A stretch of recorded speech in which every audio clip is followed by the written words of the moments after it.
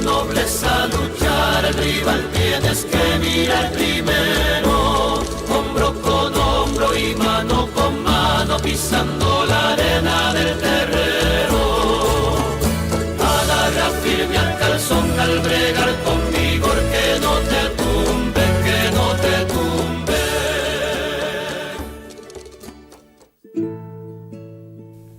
La lucha canaria.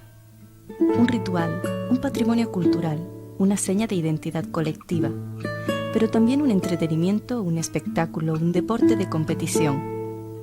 La lucha era un juego o un ritual de una sociedad neolítica hoy desaparecida.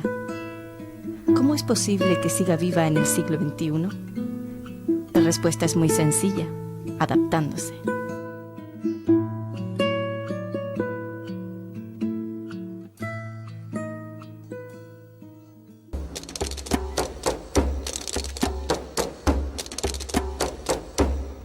La lucha nuba, que proviene de una lucha antiquísima practicada entre los egipcios, que está documentada incluso en diversas tumbas del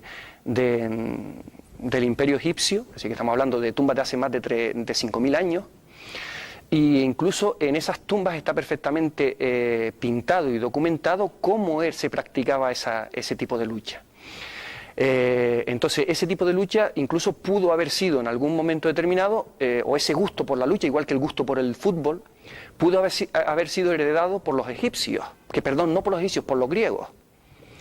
Y no solo por los egipcios y griegos, sino también por los sumerios, que los encontramos en toda esa cuenca del Mediterráneo. Los aborígenes de Canarias, los primitivos pobladores, los que vivían antes de la conquista, hacían 4 tipos de prácticas lúdicas, recreativas, de carácter motor. Y ese tipo de prácticas que hacían eran enfrentamientos con palo. No hemos podido determinar todas las características de ello, porque la descripción que hacen algunos de los cronistas es un poco fantasiosa, a veces poética, pero sí está claro que hacían enfrentamientos con palo. Está claro y constatado que hacían lanzamiento y esquiva de piedra. Está claro y constatado también que hacían levantamiento de piedra. Está claro y constatado también que hacían salto de vara, es decir, una especie de garrocha, de pértiga, saltar por encima de una especie de salto de altura, y está constatado que luchaban. Además, en las fiestas del Bellemen, en momentos, y no como actividades laborales, sino como actividades lúdicas. La cultura aborigen era una cultura neolítica, por tanto no conocían el hierro. Por tanto podemos llegar hasta que podían esgrimir palos y luchar cuerpo a cuerpo con esos palos, con esos brazos, con esos pies. Por tanto, no cabe la menor duda, y así nos lo han atestiguado diferentes cronistas y diferentes fuentes, de que los aborígenes practicaban algún tipo de lucha. Lo que sí que no está científicamente probado es que esa lucha fuera generalizada en todas las islas, lo que me comentaba antes, y que además esa lucha sea la misma que se practica hoy en día. Ese es el gran problema y la gran incógnita difícil de llenar dentro de la historia de la lucha canaria. Esta lucha aborigen tenía características particulares que han pervivido hasta la actualidad. Se luchaba lucha corrida, que otra, pues que se luchaba, como se conocía en el siglo XIX, pecho a pecho. Otra, fundamental, que se luchaba, muchas veces se salía al terreno por caída de un familiar, de un pariente, de un amigo, y que aparecía, curiosamente, la figura del jurado, que era el que resolvía las luchas que estaban en duda. Gracias a ellos también conocemos que los aborígenes se untaban con manteca, curiosamente como hacen en otras luchas de otras partes del mundo, ¿no? Para premiar un tanto la habilidad del luchador. Es decir, si luchan desnudos, luchan untados de manteca, y aquí estamos viendo que ni luchamos desnudos, ni luchamos untados de manteca, y desnudos es que no puedes agarrarlo por ningún lado.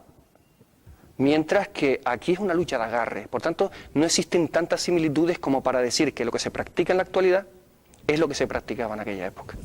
Diana, sin querer, nos ha dado las características propias de la lucha que se dieron en el siglo XIX hasta principios del siglo XX. El poema de Viana fundamentalmente es un documental muy rico, muy expresivo, muy aclaratorio. Por ejemplo, se habla de burra, se habla de parderera, de revoleada.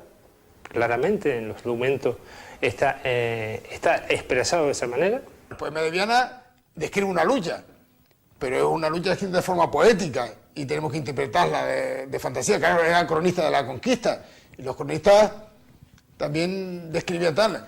El dibujo de Torriani se ve claramente a dos señores con un palo, enfrentados uno frente al otro. Sabemos que se enfrentaban con palos, no sabemos que luchaban. ¿Cómo era luchar? No hemos podido describirla en la información que nosotros tenemos en su totalidad. Y así lo expresa también unas crónicas en la corte de los reyes de España, en el cual un Maguer, un luchador creo de Lanzarote, consigue vencer al luchador más fuerte que tenía la corte del rey de España, evidentemente por su técnica. Si había una superioridad técnica por parte de la lucha canaria, no la lucha canaria, la lucha aborigen de aquel momento, respecto a la habilidad técnica que tenían los antiguos peninsulares. Pero los peninsulares practicaban lucha. Es más, esa lucha que practicaban los antiguos peninsulares está incluso recogida, por ejemplo, en numerosas bibliografías, como podría ser, por ejemplo, El Quijote o novelas ejemplares de Cervantes. Cervantes recoge en numerosas ocasiones, en numerosos párrafos, que había luchadores. Pero vamos a recordar que estos cronistas pues hablan un siglo después de todo lo que encontraron en Canarias, o todo lo que se encontró en Canarias. Por tanto, ellos evidentemente utilizaron las fuentes orales y después las transcribieron en sus crónicas. Viera y Clavijo en 1527, me parece que era en el nacimiento de Felipe II, algo de esto, hicieron unos actos en honor al nacimiento del rey y demás, ¿no?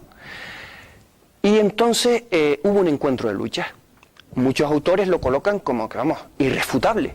¿Qué ocurre? Que cuando uno lee toda la extensión del párrafo que Viera y Clavijo desarrolla, dice que se celebraron unos actos de regocijo, no sé qué, y pone las sortijas, pone los toros, pone otros juegos que son eminentemente peninsulares.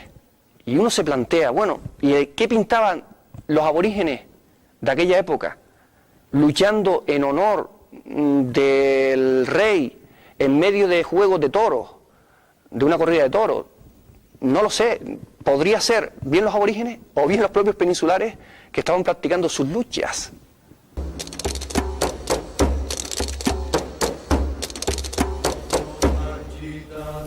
En el lapso de tiempo que cubren los siglos XVII y XVIII, la lucha parece desaparecer de la sociedad canaria, prohibida por la Inquisición según algunos historiadores. Sin embargo, la lucha no ha desaparecido, más bien se ha hecho invisible, pero sigue viva adaptándose. No hay ningún acta que nos indique que a nadie se haya sancionado, y menos se haya llevado a la hoguera, por practicar la lucha. Por tanto, no hay ningún proceso abierto que se conozca, que se le haya abierto a nadie la Inquisición, el Santo Tribunal de la Inquisición, por alguien practicar la lucha. Se desconoce todo ese periodo, pero no creo que sea porque la Inquisición la prohibiera. No hay que olvidar el origen de la lucha actual que conocemos. El origen de la lucha está en los pueblos, en Telde, en Agüimes, ¿no? Muchos de sus luchadores pues emigraron en su momento a la ciudad de Las Palmas y allí pues empieza a emerger, a resurgir de una manera estructurada la lucha. En aquella época el mundo agrario nunca está documentado, porque nadie se preocupaba de preguntarle a los agricultores o a los esclavos ni cómo vivían, ni qué era lo que practicaban, y ningún interés antropológico podían tener en aquella época. El mundo rural canario, durante todos esos años, era un mundo rural en el que estaba mezclado con muchísimas personas de diferentes etnias, por decirlo de una forma. Es decir, aquí había portugueses. No solo quedaron algún que otro aborigen, sino que también se trajeron muchísimos esclavos de la costa africana. Y todas esas personas fueron a parar al mundo rural, que dentro del mundo agrario podía haber tenido algo de tiempo para, en medio de la zafra, en medio de una siega o lo que sea, practicar un deporte para el que no hace falta, y perdón lo del deporte, a lo mejor hacer una práctica de una actividad lúdica que no requiere de llenar un balón, sino lo requiere vamos a agarrarnos y a luchar. La lucha canaria es como es hoy por la influencia. Claro, vamos a ver, los sistemas de competición son de los deportes modernos. Los sistemas de puntuación, eso es de la revolución industrial, a partir del final del siglo XIX. Pero ¿qué estamos con el mito del guanche puro? Eso carece de sentido. Claro que la lucha está influenciada por las demás luchas. Claro que la lucha que practicamos hoy está influenciada. Por supuesto que está influenciada, pero siempre he visto que la lucha es derribar al adversario. Y eso viene desde los originarios. Podríamos decir que tenemos tanto de africanos como de aborígenes, como de europeos. Es que sería negar lo evidente. Ese gusto por la lucha de los canarios, unido por el gusto por la lucha de otros pueblos, sí puede haber dado origen a la lucha canaria actual.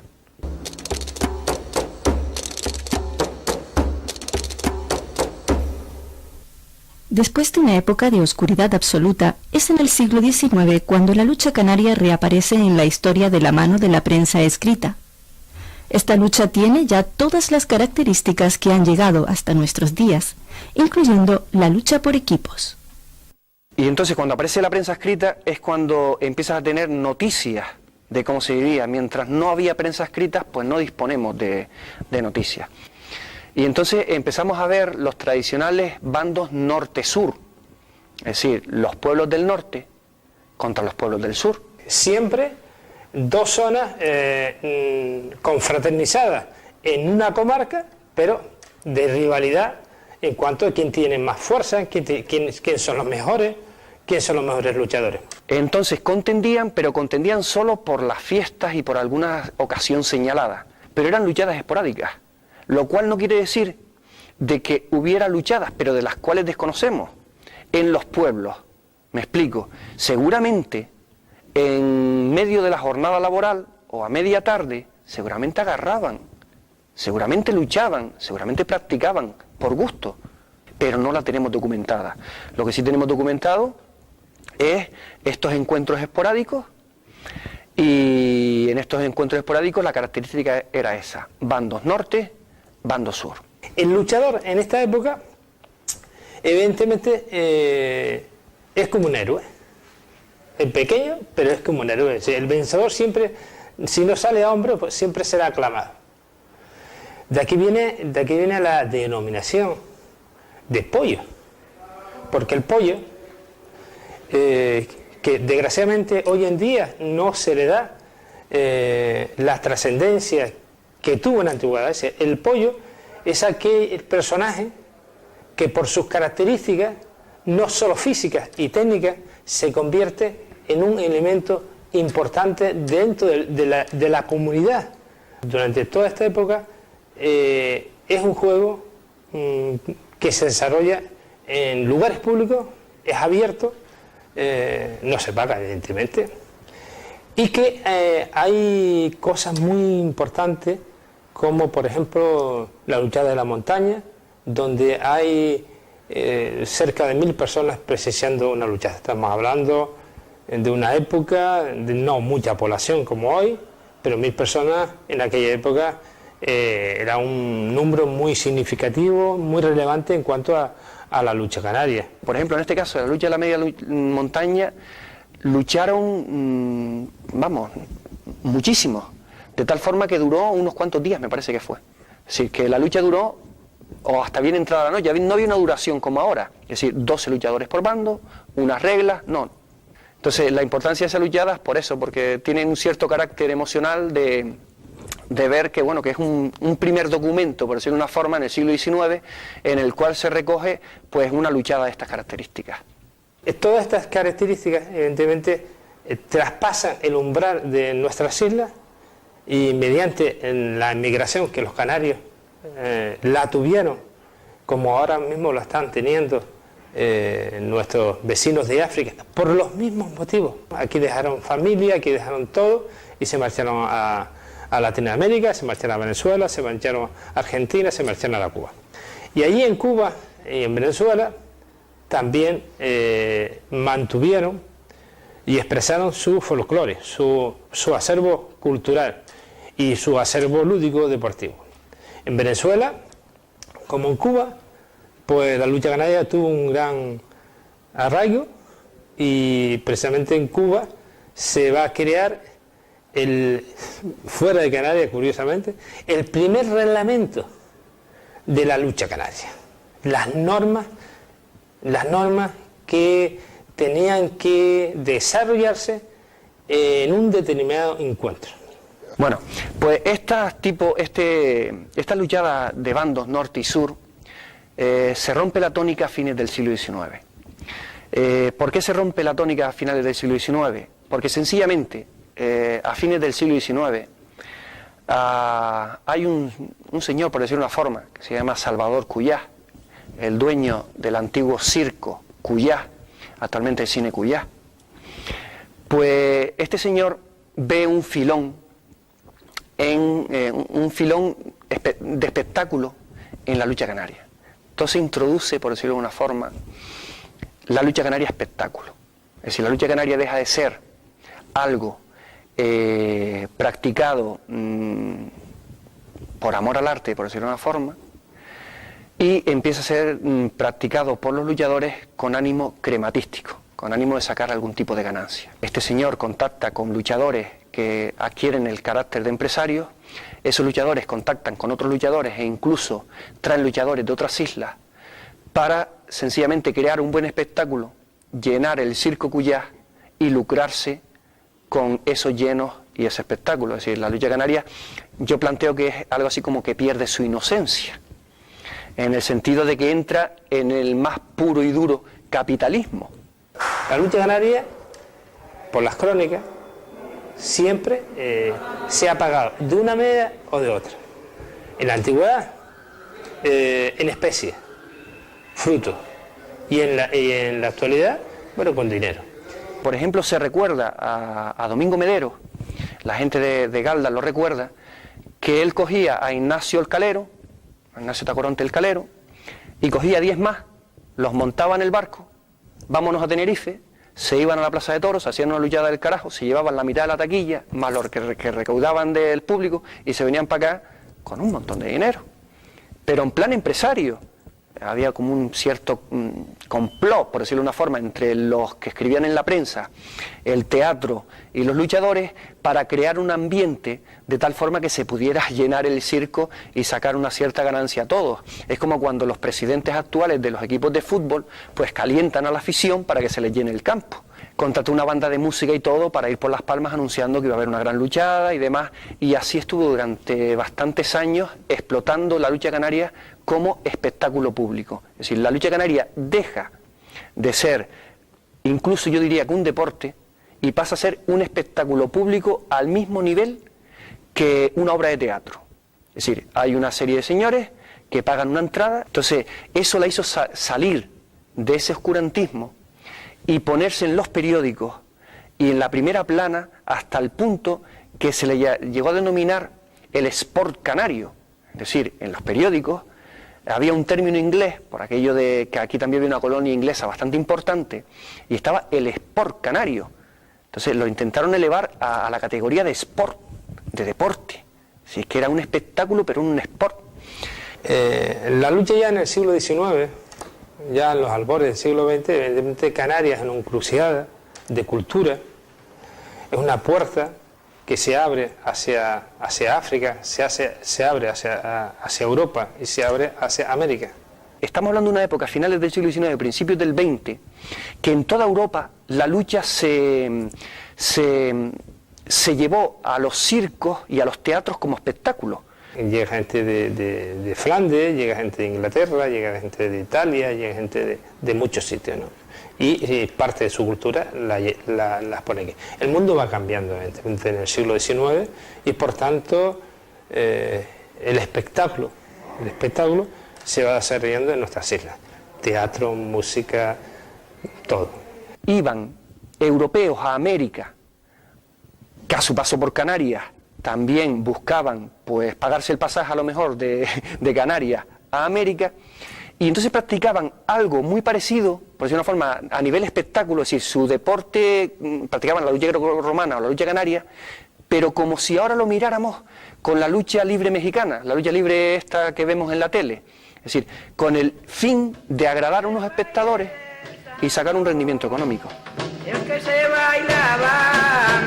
Tal era el éxito de los espectáculos de lucha en Europa y América, que un grupo de luchadores canarios, entre los que se contaban Mandarrias y Méndez, decidieron seguir el ejemplo y organizar su propia gira americana. Y estuvieron luchando durante bastante tiempo en esos teatros sudamericanos, donde había también una importante colonia canaria, por tanto tenían ya garantizado un cierto número de aficionados que pudiera desplazarse, o de espectadores que pudiera desplazarse hasta allí, y allí yo no sé cómo resultaría, pero yo me planteo que seguramente sería algo así como harían una especie de exhibición entre ellos y luego invitarían a gente del público, o habría una bolsa de por medio a ver quién era el más fuerte de aquello que era capaz de enfrentarse a ellos y se llevaba la bolsa. Ya entrando en el siglo XX, donde bueno, aparece pues el Fara más Paloma, el Pollo de un Lugar, Angelito, muchísimos luchadores de mucha importancia, ya apareciendo lo que son los desafíos concertados, es decir, una confrontación en el que un luchador y dos luchadores se ponen de acuerdo para luchar con una bolsa en juego. Efectivamente, a lo largo del siglo XX prácticamente seguimos con las mismas. Eso sí, hasta los años 20 aproximadamente, el Teatro Circo Cuyás es el referente de la lucha canaria en la isla Gran Canaria, pero a partir de los años 20 deja de ser referente el Circo Cuyás, porque sencillamente el Circo Cuyás se dedica a otras actividades quizás más lucrativas y menos conflictivas. La lucha canaria, una vez llega al cine, no puede competir con el cine, pero no solo con el cine, sino inclusive con el fútbol. Pues entonces, durante unos años, la lucha canaria se ve relegada a un segundo o un tercer plano debido a la aparición de estos espectáculos que llegan con mucha más fuerza y que relegan en cierta medida a la lucha canaria. Pero entonces, una vez deja el testigo, el Circo Cuyás recoge el testigo el Campo España y el Campo Canario. Entonces el Campo España y el Campo Canario se convierte en el lugar de reunión, por decirlo de una forma, de las luchadas y de los aficionados a las luchadas. Y entonces los presidentes o los empresarios que son los que se encargan de llenar el campo, vuelven nuevamente a rescatar el espectáculo. ¿Cómo? Introducen nuevas novedades. Por ejemplo, en vez de denominarlo bando norte, bando sur, comienzan a denominarlo por otros nombres. No llegan a constituirse en equipos, ni son equipos en absoluto. Entonces ya eso para la afición era un nuevo aliciente.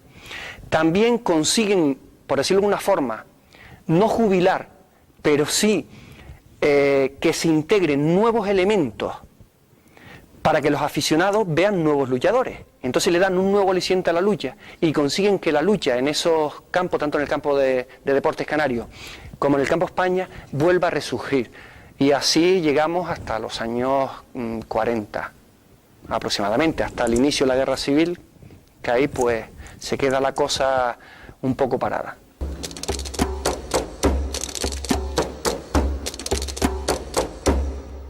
Sabemos que se luchó en Cuba, hay un reglamento de 1872, unas normas que se hizo para una competición, que los canarios que fueron allá hicieron una fiesta en el Palmar de Junco, en la provincia de Matanzas, donde está Varadero, pero eso son cosas que demuestran que existía la lucha, que se practicaba, pero no con la regularidad y la organización que es de la segunda mitad del siglo XX. Hay una federación, hay unos reglamentos, hay unas normas, hay unas fichas, hay unas competiciones, hay unos horarios, es decir, todo lo que es el deporte reglado. Entonces, ¿qué es lo que ocurre? Si yo, como empresario, manejo esto como si fuera un negocio, y a partir de ahora son otros los que me van a manejar el negocio, pues se me acaba el chollo. Entonces existió una pugna entre aquellos que planteaban que la lucha debía seguir en cierta medida controlada por esos grandes ases del momento, o bien controlada por las distintas federaciones. En esto, por lo que he podido deducir, jugó un papel importantísimo la prensa. ¿Por qué jugó un papel importantísimo la prensa? La prensa empezó a introducir el tema del luchador amateur, de la nobleza, de la lucha canaria con arte, con nobleza, con geíto, con esto y con lo otro.